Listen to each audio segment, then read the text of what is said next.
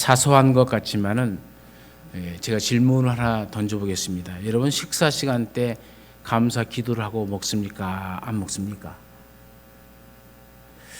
근데 이 식사 시간 때 감사 기도하는 것이 아무것도 아닌 것 같지만 미국 생체학자인 존 자웨트 박사가 이것을 연구를 했어요. 참 별 연구를 다 하죠. 그런데 이 연구 결과를 발표했는데 확실한 차이가 있다라는 결과를 발표했어요. 식사할 때 감사 기도를 하고 먹는 사람에게는 다른 사람에게는 나타나지 않는 세 가지의 특이한 물질이 우리 인체에서 발견된다고 그래요. 그 첫 번째가 이 존 자웨트도 완전히 무엇이라는 규정할 수 없는 일종의 신비한 백신 같은 것이다 그래요. 그것이 발견된 도 없고 아무것도 없기 때문에 그저 신비한 백신 또는 이 말을 다른 말로 뭐라고 얘기했냐면 기도 백신이라 이렇게 얘기를 했어요. 이 기도 백신이 생성되어지는데 이 기도 백신은 모든 질병을 예방해주고 인간의 면역 기능을 향상시켜준다라고 얘기합니다. 두 번째 발견되는 물질이 있는데 항독소 물질입니다. 엔티타신이라는 항독소 물질, 독을 제거해주고 독을 물리쳐주는 그런 물질입니다. 이것이 항체의 역할을 감당해서 각종 질병의 진행을 억제시켜주고 병균의 침입을 막고 살균을 해주기 때문에 질병의 예방과 아울러 치료에도 많은 도움을 준다라고 얘기합니다. 마지막 세 번째로 발견된 물질이 안티세프틴이라는 이 물질인데 이것은 방부제 구실을 하는 거죠. 이 방부제는 위장 내에서 음식물이 이상 발효하거나 부패하는 것을 방지하고 소화 흡수를 도와서 사람들의 건강을 증진시키는 작용을 한다는 것이죠. 한마디로 뭐라고 얘기하냐면 감사 기도를 하고 식사하는 사람들이 건강하게 산다라고 얘기하는 거죠. 빌 헤름 웰러라는 사람이 이렇게 얘기합니다. 가장 행복한 사람들은 가장 많이 소유한 사람들이 아니라 가장 많이 감사하는 사람들이다. 여러분 행복은 소유에 정비례하기보다는 감사에 정비례한다는 것이죠. 감사하는 만큼 행복해지고 감사는 축복의 문을 여는 열쇠가 되어지고 행복도 물질도 건강도 명예도 인기도 감사한 사람에게 자연적으로 흘러서 들어간다는 얘기입니다. 그래서 감사 지수를 높여야 행복 지수가 높아진다고 합니다. 감사 지수를 높여야 아울러 성공 지수도 같이 높아진다는 것이죠. 감사는 인생을 비상하게 하는 원료와도 같습니다. 감사는 인생은 추락하기보다는 비상하게 되어 있습니다. 비행기가 높이 비상하려면 엔진을 돌릴 수 있는 원료가 있어야 되죠. 이 원료가 바로 감사라는 것이죠. 아무리 성능이 좋은 비행기를 할지라도 연료가 없으면 뜰 수가 없잖아요. 그와 똑같은 원리라는 겁니다. 인생을 높은 창공으로 비상하게 하는 원료, 그것이 바로 감사라는 것이죠. 감사하면 건강도 비상하게 되어 있고 지위도 명예도 인격도 신앙도 인간관계도 이 비상, 높이 날아오를 수 있다는 겁니다. 실력도 좋아진다는 것이죠. 오늘은 이 맥주 감사 주일입니다. 한번 저를 따라해 보세요. 얼마나 잘 따라하는지 보겠어요. 하나님 감사합니다. 부모님 감사합니다. 여보 감사합니다. 여보 없잖아 여기. 그죠? 그래서 어쨌든 생각하면서 감사하는 거예요. 또 우리 자녀들은 지금 자리에 같이 안 있어도 얘들아 감사하다. 네. 그리고 옆 사람 성도님 보고 감사합니다.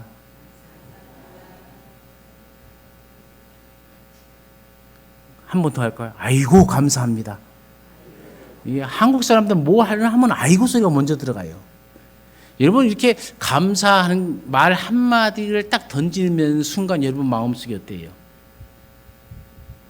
아마 목사님 아침부터 별걸 다 시켜 승질나 죽겠어. 그래요? 그래도 감사합니다라고 할 때는 내 마음이 뭐죠? 미소를 짓게 되어지죠.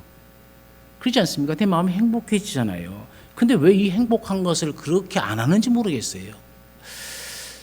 우리 모두 이제는 감사하시길 바랍니다. 오늘 이 다니엘처럼 감사하면 그 인생이 항상 비상하게 되어 있어요. 이 시간 주신 말씀을 통해서 다니엘이 어떻게 감사했는지, 그리고 그 삶이 감사로 어떻게 되었는지를 살펴보고 우리도 감사의 사람이 되어서 다니엘처럼 건강하고 형통한 사람이 되시기를 간절히 축원합니다. 먼저 첫 번째로 다니엘은 이미 일어난 일들을 감사로 해석하였습니다. 다니엘은 어렸을 때 바벨로니아 나라에 포로로 끌려간 소년입니다. 그는 하나님의 은혜를 입은 이 총명한 사람인지라 바벨론 느부갓네살 왕에 의해 총리로 발탁이 되었죠. 포로에서 당시 가장 강대국인 바벨론 나라의 제2인자로 비상하게 되어진 겁니다. 느부갓네살의 왕이 죽고 그 왕을 이어서 벨사살이 왕이 되었을 때도 그의 인생은 추락하지 않고 여전히 총리 자리를 유지하면서 그 일을 감당하고 있죠. 그런데 바벨론이 메데라는 나라에게 멸망을 당합니다. 이 메데의 다리오 왕은 120도의 방백을 세워서 나라를 다스리는 엄청 방대한 나라입니다. 그리고 그 나라에 3명의 총리를 세웠는데 그 중에 한 명이 다니엘입니다. 임금도 바뀌고 정권도 바뀌고 나라도 바뀌었는데 다니엘의 인생은 계속적으로 비상하는 인생이 되었던 것이죠. 그런데 그에게도 위기가 찾아옵니다. 이 잘못하면 모든 것을 잃어버리고 추락할 위기죠. 보세요. 노예 출신에다가 이미 우리가 정복한 바벨론이라는 나라의 총리였던 사람을 이 메데 왕이 다리오가 다시 또 총리로 세우는 거예요. 그러니 다른 이 메데 나라의 소위 말하는 충신들이 가만히 있겠습니까? 우리가 이 전쟁에서 힘들게 아주 우리 군인도 많이 죽고 이것도 저 다니엘 때문인데 왕은 도대체 무슨 마음으로 다니엘을 또 총리로 세운 거야? 하면서 속이 부글부글 끓죠. 그래서 이 다니엘을 그냥 두려고 하지 않고 죽이려고 합니다. 이들은 다니엘이 하루에 늘 3번씩 하나님께 감사 기도한다는 사실을 알았어요. 그래서 30일 동안 왕 외에는 그 누구도 섬기지 못하고 그 누구에게도 절을 해서는 안 된다라는 법을 만들려고 합니다. 그 목적은 다니엘을 죽이려고 하는, 다니엘에게 빠져나갈 수 없는 올무를 만드는 것이죠. 그리고 다니엘은 딱 이 올무에 걸리고 말았습니다. 다니엘이 위기에 처한 것을 보고 왕은 어떻게 합니까? 심히 근심했다. 그리고 건져내려고 힘을 다했다라고 합니다. 그러니까 다시 다니엘을 대적했던 무리들이 왕에게 왕은 스스로 세운 법을 지키십시오. 이거 무너지면 다 무너집니다. 하면서 압박을 가합니다. 16절 말씀에 보면 결국 사자굴에 집어 던지면서 왕이 다니엘에게 무엇이라고 말합니까? 내가 항상 섬기는 너의 하나님이 너를 구원하시리라. 내가 저 무리들의 이 속아서 법을 만들어 놓는데 그 법에 네가 걸렸구나 하면서 법으로는 너를 구할 수 없지만은 하나님께서 너를 항상 섬기는 너희 하나님이 너를 구원해 주실 것이다. 내 힘으로는 안 되지만은 너희 하나님의 힘으로 된다.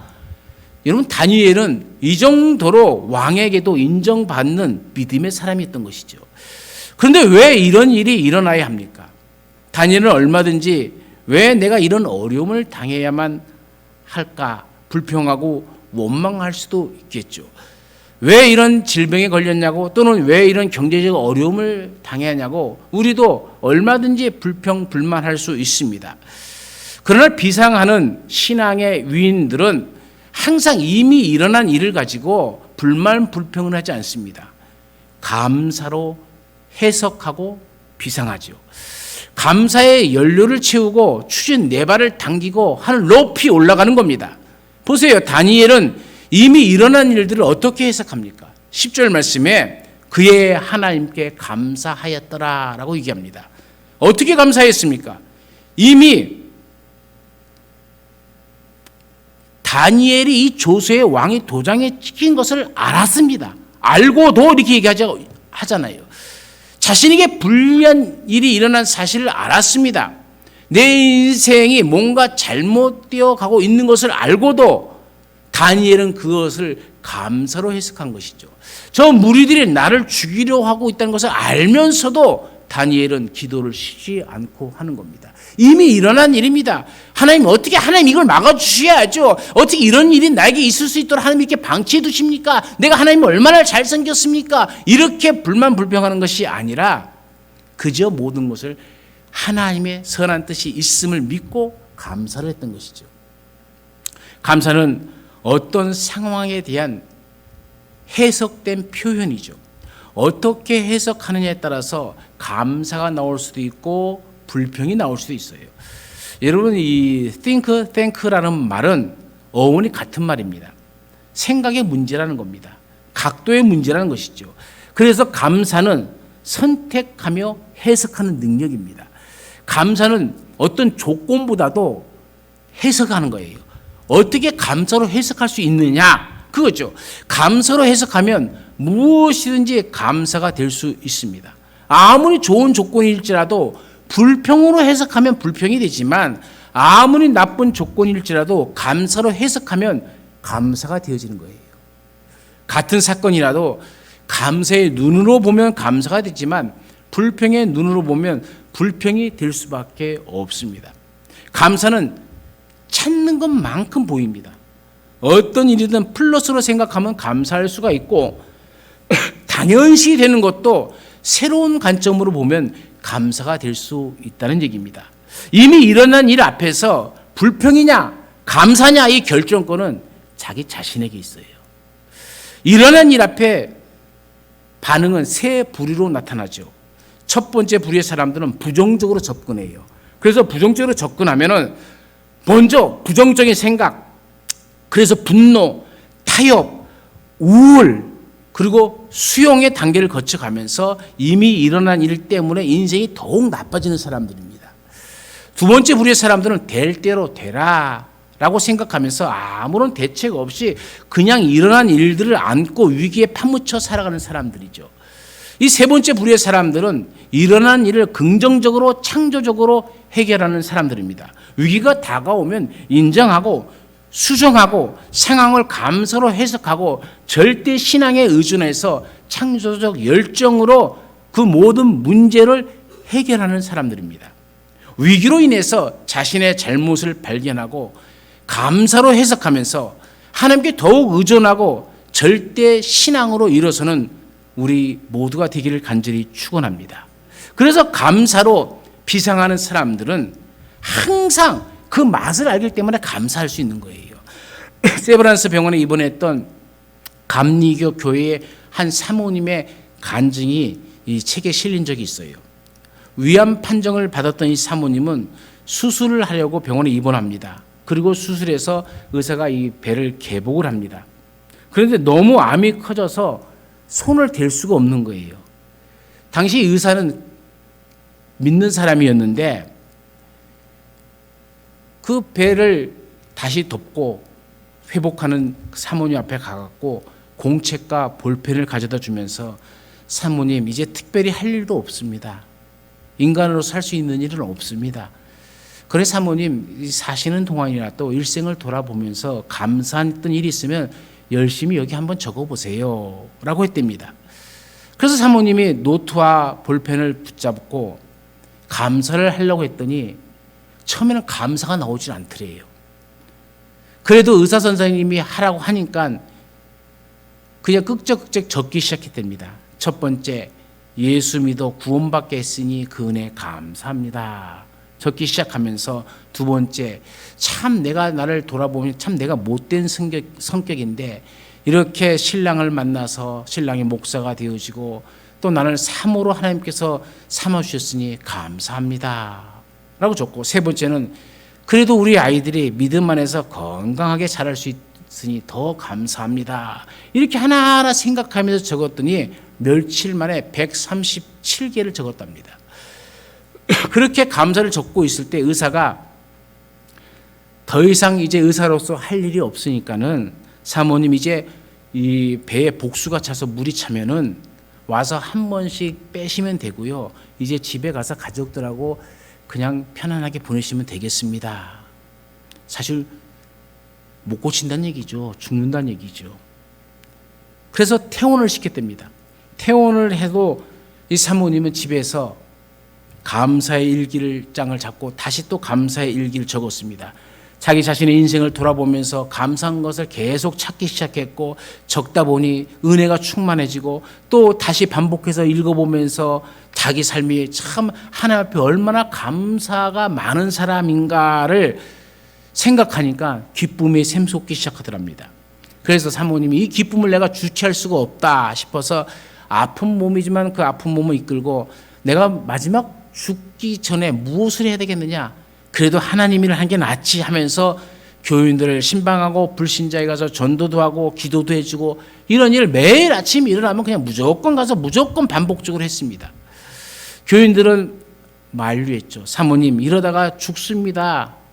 사모님 웃으면서 이래도 죽고 저래도 죽으면 하나님 일을 하다 죽어야죠 하면서 답변을 했답니다. 그런데 시간이 갈수록 사모님이 죽어야 되는데 안 죽어요. 몸이 점점점 말라가야 되는데 이 사모님이 이상하게 몸에서 얼굴에서 빛이 나기 시작하는 거예요. 미움도 제대로 못 먹던 사모님이 죽을 먹고 또 밥을 먹고 소화도 잘 못 시켰던 이 사모님께서 이제 소화도 잘하고 그러니까는 사모님 자신도 그런지 자기 몸이 변화가 있는지도 모르고 그냥 그렇게 매일 살아가다가 병원 가는 날에서 병원에 갔더니 의사가 이 사모님을 보면서 사모님 다시 점검합시다 그랬더니, 그래서 다시 점검했더니 그 의사가 깜짝 놀라면서 하는 말이, 사모님 암이 기적처럼 없어져 버렸습니다. 이게 먼 옛날 다니엘 시대가 얘기 아니고 오늘 우리가 살아가는 이 시대에 일어난 기적입니다. 다니엘에게 일어난 이 감사의 기적이 이 사모님에게도 그대로 일어난 것이죠. 일어난 일을 감사로 해석하고 감사로 기도하니까는 다니엘에게는 어떤 일이 일어납니까? 22절 말씀에 보면 하나님께서 천사를 보내서 사자의 입을 봉해버립니다. 기적이 일어나지 않습니까? 배고픈 사자들이 먹인 다니엘을 두고도 먹지 못하고 입이 봉해져서 아무 짓도 안 하고 있는 겁니다. 추락하지 않고 다니엘은 떨어지지 않고 망하지 않고 승리하고 비상하게 되었습니다. 자신이 비상을 왕 앞에서 간증하는 그런 인생이 되었습니다. 그런 비상이 오늘 이렇게 예배드리는 우리 성도님들에게 또 저에게도 일어나기를 간절히 축원합니다. 모든 것을 여러분 감사로 해석하시기를 간절히 바랍니다. 두 번째로는 앞으로 일어날 일을 하나님께 다 맡기고 감사로 기대하였습니다. 다니엘은 조수의 왕이 이 도장에 찍힌 것을 알았습니다. 그런데 집에 가서 어떻게 합니까? 예루살렘을 향해 창문을 엽니다. 그리고 감사 기도를 합니다. 예루살렘을 향해서 창문을 연다는 것이 무슨 의미입니까? 문을 다 닫고 기도하면 아무도 볼 수 없잖아요. 지하에 가서 기도하면 아무도 안 보잖아요. 지금 다니엘을 잡기 위해서 올무에 넣기 위해서 주변에 다니엘을 감시하는 눈들이 많습니다. 그런데도 다니엘은 하나님 앞에 기도하는 것이 뭐 내 잘못된 일이냐, 기도하가 죽으면 죽는 것이지 하면서 창문을 열고 그 감시자들이 볼 수 있게 한 거죠. 숨기려 하지 않았습니다. 그리고 하나님이 임재를 상징하는 예루살렘 성전의 그 창문을 보고 그 예루살렘 성전을 향해서 기도했다라고 얘기하잖아요. 그만큼 앞으로 일어날 일을 하나님께 전적으로 맡긴다는 겁니다. 인간적인 판단으로는 이렇게 하면 분명히 사자굴에 들어갈 수밖에 없는 상황입니다. 그건 너무나도 뻔한 일입니다. 그러나 다니엘은 이 세상의 그 법이나 세상의 이런 것에 타협하는 것이 아니라 전적으로 하나님을 의지하고 불의와 타협하지 않겠다는 신앙의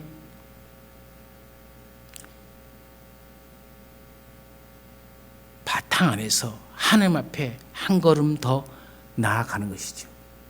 자신에게 다가올 불행한 미래가 분명합니다. 불이익을 당할 것이 분명합니다. 그러나 다니엘은 감사 기도하기를 쉬지 않았습니다. 미래를 다 하나님께 맡기고 자신의 미래가 어떻게 전개되든 감사하겠다는 겁니다.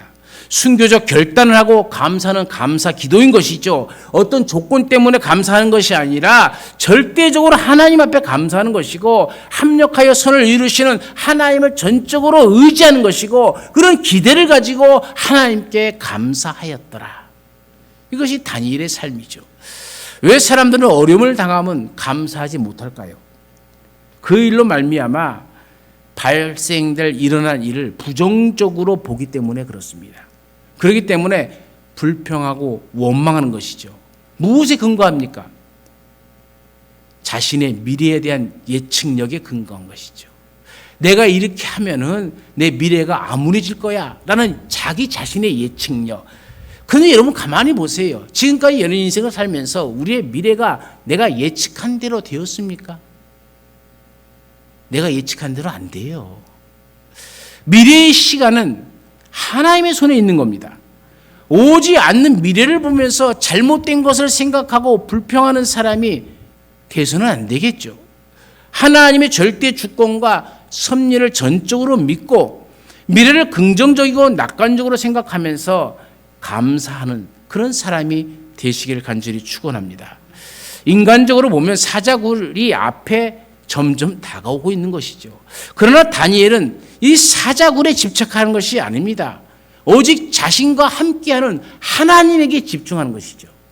왜 그렇습니까? 다니엘은 자신의 삶의 경험을 통하여 하나님에 대한 믿음이 분명했기 때문에 그렇습니다.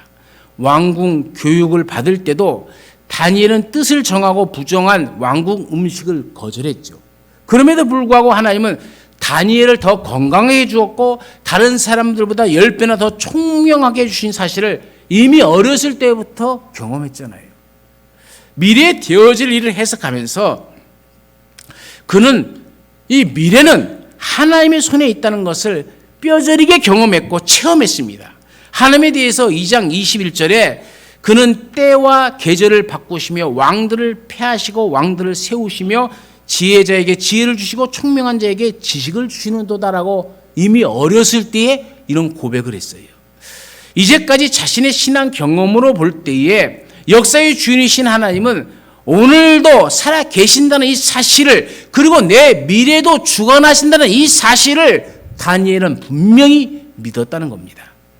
그의 친구들이 미래를 다 하나님께 맡기고 풀물불 속에서 던져질 때도 하나님께서 건져주실 것이다, 건져주시 아니할지라도 나는 신상에 절하지 않겠다라고 결단을 하고 풀물불 속에 던져졌을 때에 하나님께서 그들을 그 풀물불 속에서 건져냈고 그 친구들이 살아나는 것을 또 보았습니다.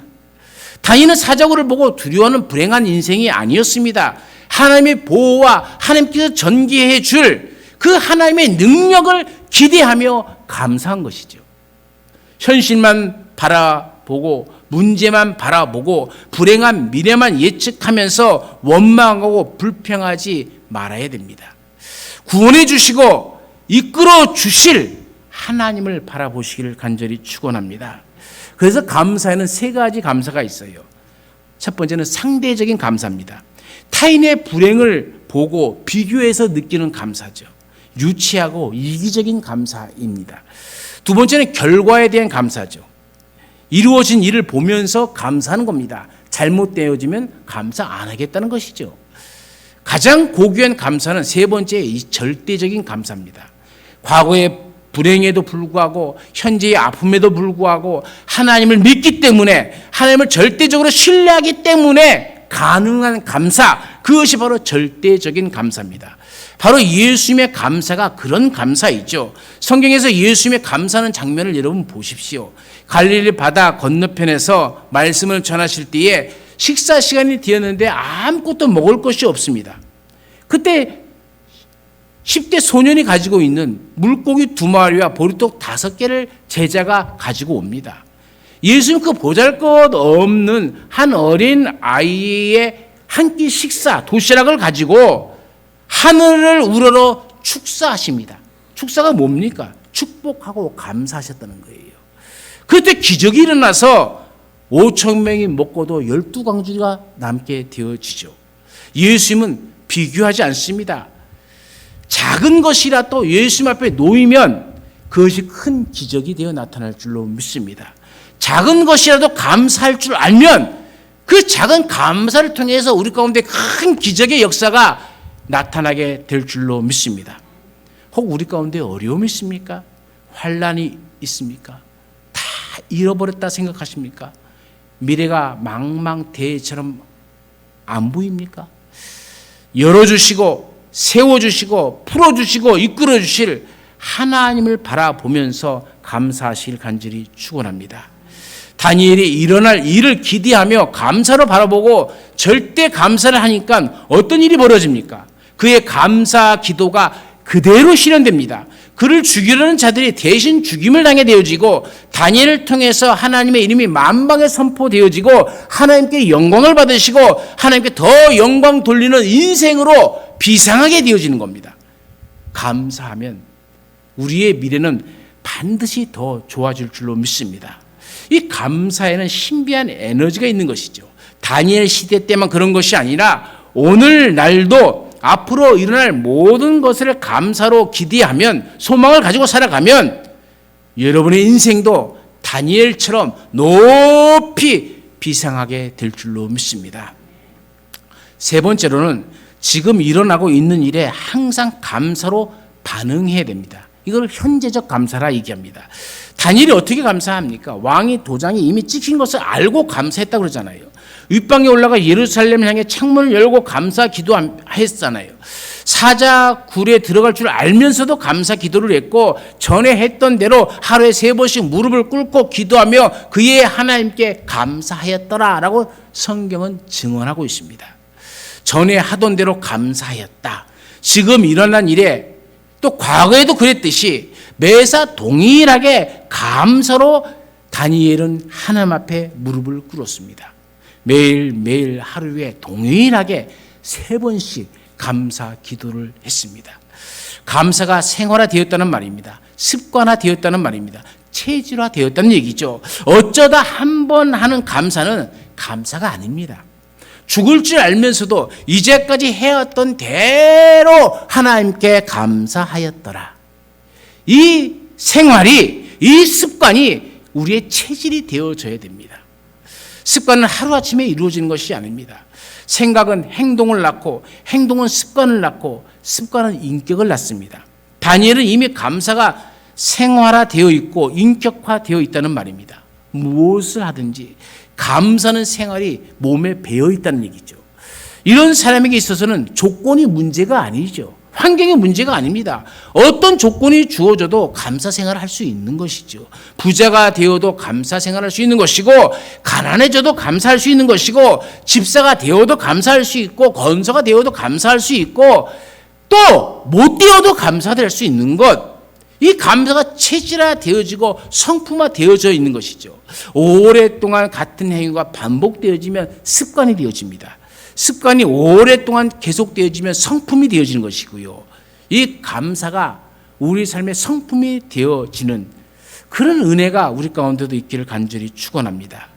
사람들 중에는 늘 감사하지 못하고 원망하고 불평하고 비난하는 못된 습관을 가진 사람들이 있습니다. 이런 사람들은 비상하지 못합니다. 올라갈 수가 없습니다. 습관은 지속적인 반복을 통해서 획득되어지는 것이죠. 습관은 인생의 미래를 결정합니다. 불평과 원망과 비난의 습관은 고치지 않으면 한평생을 괴롭히는 가시가 되어집니다. 미래는 일상의 습관의 총합에서 벗어나기가 쉽지 않다는 얘기죠. 우리의 몸은 새로운 변화와 현상 유지라는 두 가지 기능 중에서 체계의 일관성을 가지려는 이 현상 유지 속성이 먼저 나타나게 되어진다는 것이죠. 지금까지 축적되었던 사고 방식, 믿음, 숙련도, 현재의 편안함 등과 같은 이 현재의 습관이 새로운 습관을 만드는 회방꾼 노릇을 한다는 겁니다. 나쁜 습관을 다스리지 못하면 그 나쁜 습관이 내 인생을 지배해 버린다는 것이죠. 예수님은 거룩한 습관을 가지고 사셨습니다. 이 습관은 헬라어로 에도스라는 말입니다. 이것은 종교적인 규례, 율법적인 전통을 의미하기도 하죠. 누가복음 2장 42절에는 예수님께서 12살 될 때에 저희가 이 절기에 전례를 쫓아 올라갔다라고 얘기합니다. 이 전례라는 말이 에도스라는 말입니다. 또 예수님이 어릴 때부터 이 절기를 지키는 거룩한 이 습관을 가지고 있었음을 우리가 알 수가 있는 것이죠. 성인이 되었을 때도 누가복음 4장 16절 말씀에 보면 규례대로 회당에 들어가서 성경을 읽으려고 서심해 이렇게 얘기합니다. 규례라는 이 말도 똑같은 말입니다. 에도스라는 말입니다. 습관에 따라서 회당에 가서 성경을 읽었다는 얘기입니다. 마가복음 10장 1절에도 예수님께서 다시 전례대로 가르치시더니라고 얘기합니다. 여기서 나오는 이 전례대로라는 말도 에도스입니다. 예수님은 말씀을 가르치는 것도 습관화되어 있었다라고 얘기하는 것이죠. 예수님께서 십자가에 달리시기 전 기도하는 습관이 성경에 나오죠. 누가복음 22장 39절부터 40절에 보면은 예수께서 나가사 습관을 쫓아 관람산에 가심에 무릎을 꿇고 기도하셨다는 말이 나옵니다. 여기서 이 말도 똑같은 에도스란 말입니다. 습관입니다. 우리는 체질화된 감사, 이 습관을 가지기 위해서 끊임없이 노력을 해야 됩니다. 하버드 대학에서 행복을 가르치는 탈벤 샤르는 하버드대 52주의 행복 연습에서 첫 번째로 가르치는 것이 감사하는 마음 갖기입니다. 감사하는 마음 갖기. 내 인생에 어떤 일이 일어나든 감사하는 법을 배웠을 때에 기회와 사람들의 관계와 심지어 우리의 어떤 부로 사는 이 부까지도 내게로 다가왔다라고 얘기합니다. 하루에 1분 내지 2분 정도 투자해서 감사를 표현하는 것이 한 사람의 일생에 지대한 영향을 미친다는 겁니다.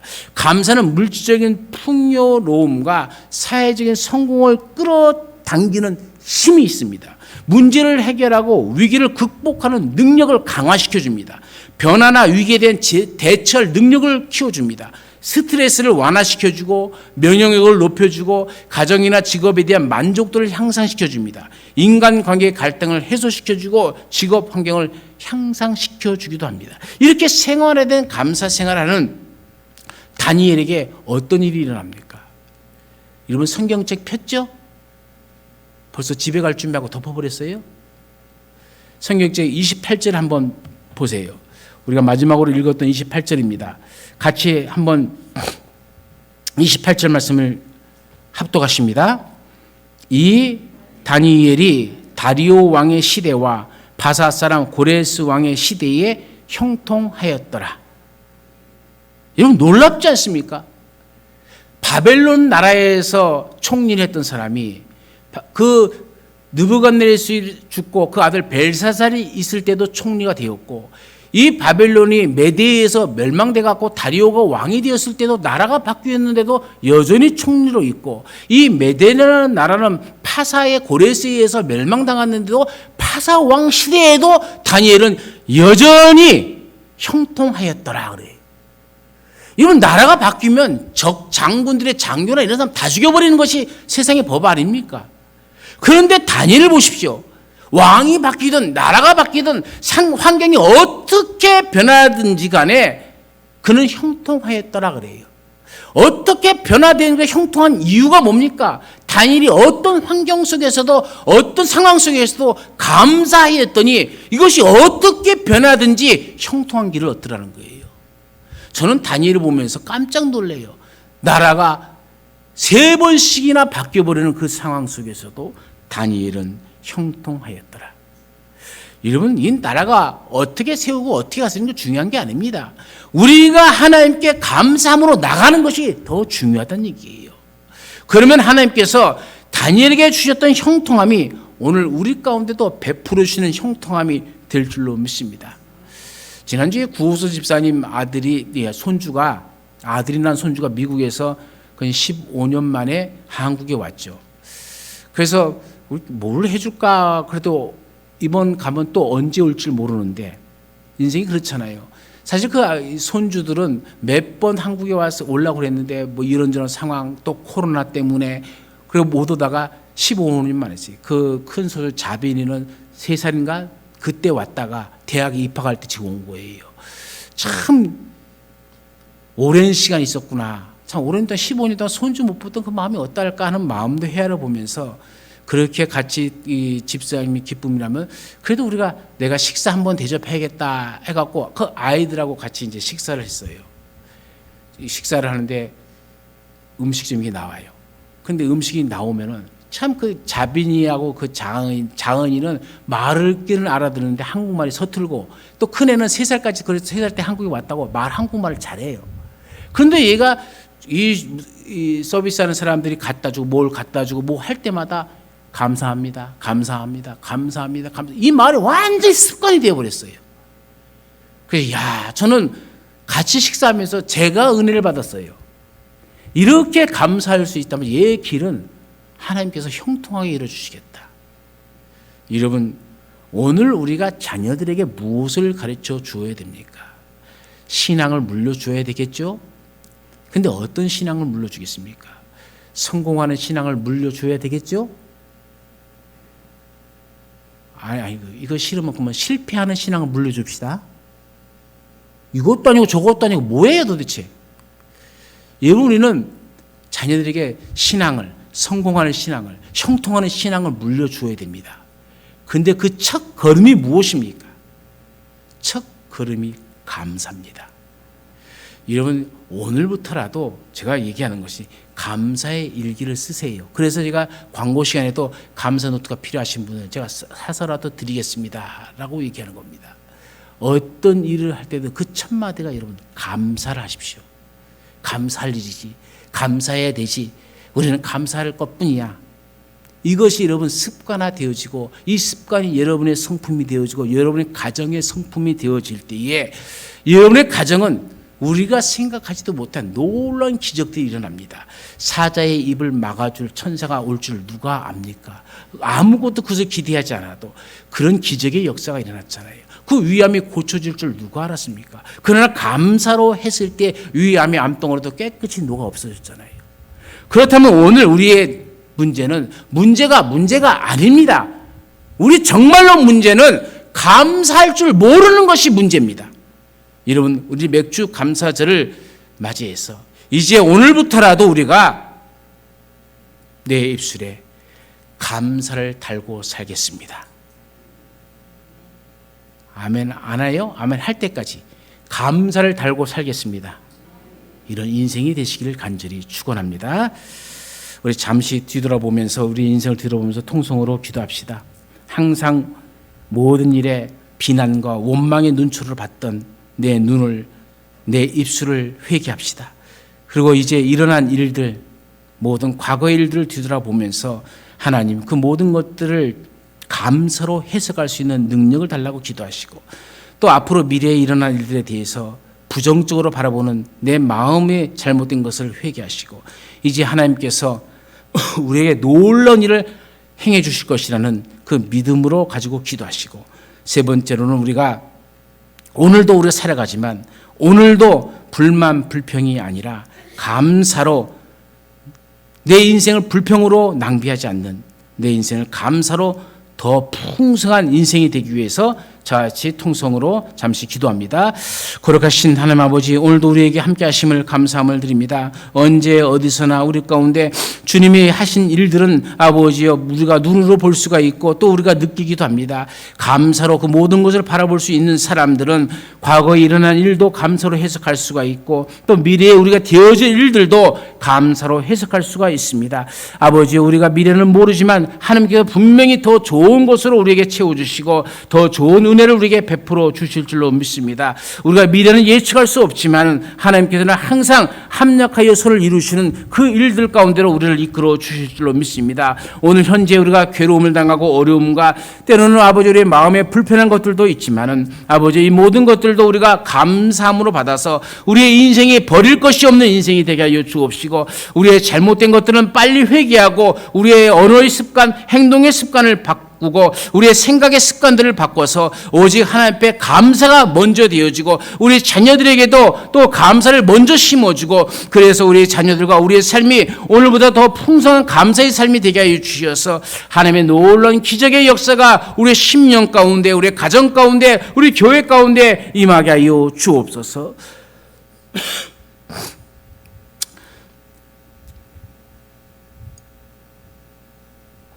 우리가 지난 날들을 뒤돌아보면 감사보다 불평과 원망이 많았음을 깨닫게 되어집니다. 아버지, 이제는 이 모든 것을 감사로 해석할 수 있는 능력을 더하여 주옵소서. 앞으로 일어날 일들을 우리가 우리의 지혜로 내 노력으로 되어지는 것이 아니라 하나님의 뜻대로 되어질 줄로 믿습니다.